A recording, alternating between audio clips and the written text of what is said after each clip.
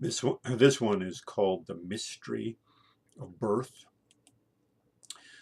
In all the ancient mythologies, there are two central mysteries: the male mystery and the female mystery. The male mystery is death, killing, war. The female mystery is birth. The man is the warrior. The woman is the mother. And these two powerful mysteries are separated. They are segregated. The men and the women are segregated in terms of these powerful mysteries. The men go off to do the killing. They go off to participate in war. They risk their lives in order to take the lives of other men, and the women do not get to see it. And birth is the same way. The men do not get to watch birth. Uh, the women get pregnant, the men are involved with that, of course. But when the women go into labor, the men are shooed out of the room. When the women give birth to a living child, the men are forbidden to enter the birthing chamber. And the men are glad about that. It's like it's some kind of powerful taboo for the men to be in there. Um, I think no man feels worse than when feels worse about himself than when the woman he loves is crying out in pain and he knows he was responsible. In my father's generation, the men would be in what were called waiting rooms with their cigars. The men would have these cigars to pass out. And of course, it's impossible now, I think, to think about that without thinking of the cigars as phallic symbols. And the men are, we are powerful men. We have penises. Here, have a cigar. Um, but in fact, those fathers, especially those first-time fathers, they're pacing around, nervous, terrified, waiting for the mystery of birth to be complete. At the time of birth, the woman is supreme, not the man.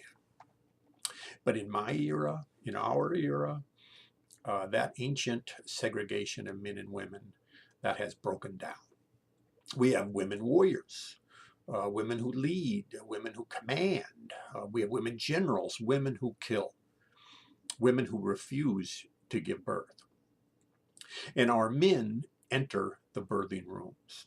In fact, in our time, I think it's definitely true that more men see birth than women. Women give birth, but lots of women, mothers, do not ever see it. They may do it, they experience it, but they don't watch it. Meanwhile, the men are more or less, you're practically required, if you're a husband, to be in the room and watch the birth. I believe modern men are different. Modern men are changed from the way men used to be. I believe any man who watches birth is changed, and that the change is deep and profound.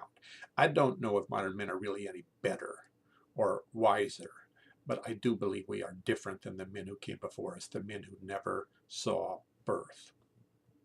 Modern men are unlikely to be warriors. We get through our lives and never kill anyone. We may play video games and kill all kinds of things, but they're video games. We watch action movies and we watch women give birth. The first time I ever saw birth was when my son Joe was born. He was born a month early. My wife's Susie, her water broke in the middle of the night, about 11 o'clock at night. There was a storm, a huge thunderstorm. I found out later from the nurses that women often give birth in the middle of a huge thunderstorm. They said something about, I don't know, air pressure dropping sort of triggers something in women. Um, and that kind of set the stage for me. It was like some kind of huge elemental thing was happening in the weather, and at the same time my wife was giving birth, and somehow in my mind she was like connected to that enormous storm. The nurses were wonderful. We were up all night long with those nurses. The OB-GYN was a man, an asshole, if you ask me, kept cracking jokes and quizzing me and about, trivial crap. He read a lot of stuff and he would like, quote something he read. And I was supposed to guess whatever it was. Emerson? I don't know. Thoreau? Mark Twain? That kind of crap. I felt useless. I wanted to hide in the corner. The last thing I wanted to do was get in the way of any of those nurses. Finally, the next day, about 4 p.m., my son Joe was born, and that was the most amazing thing I ever saw in my life. You can go to YouTube and you can see birth. You can see women giving birth, but it's one of those things where you have to be there. You have to be there to really feel it. I respected my wife in a way. I mean, I always respected my wife. I love my wife, but that was like I saw there was some elemental woman inside Susie that I had never seen before, and I was deeply impressed by that, impressed by Susie, impressed by every single woman who makes a baby inside of herself and gives birth. Also, there's some kind of deep bonding that happens. That baby comes out and you hold that baby and you look, your your eyes and the baby's eyes.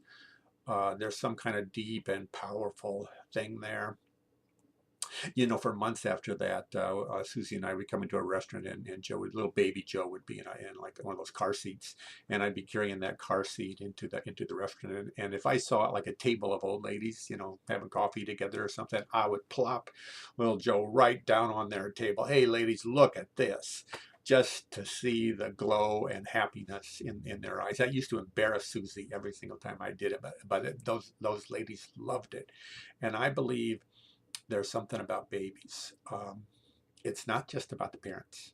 It's not just about the parents and the baby. It's about the world of people who love babies. Babies connect us to the large world of love. It's like there's a network of love in the world, and babies connect us to this. My second son, David, he went right up to the due date, and he was big and healthy and quick. She was only there for like 90 minutes in the hospital for 90 minutes, and she gave birth.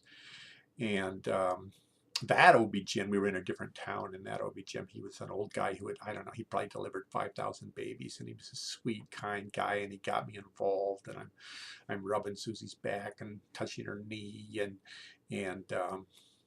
he had me cut the umbilical cord, and that was absolutely terrifying to me. He gave me these little scissors. They were like plastic scissors, like those kind of scissors that you give little kids because you don't want them to cut themselves. And I thought, geez, was this from kindergarten? And anyway, I cut that umbilical cord, and that was I had tears in my eyes. That was one of the most thrilling, amazing things that ever happened to me. After that birth, I talked on the phone to my mom, and she wanted to know, what did we name the baby? And I said, well, we named him David Allen. And it turned out my mother had gone through 10 pregnancies, and 5 times she lost the baby. 5 of those babies were miscarriages, and one of them was born and only lived a day or two, and then he died. And my mom and I didn't even really know all those stories.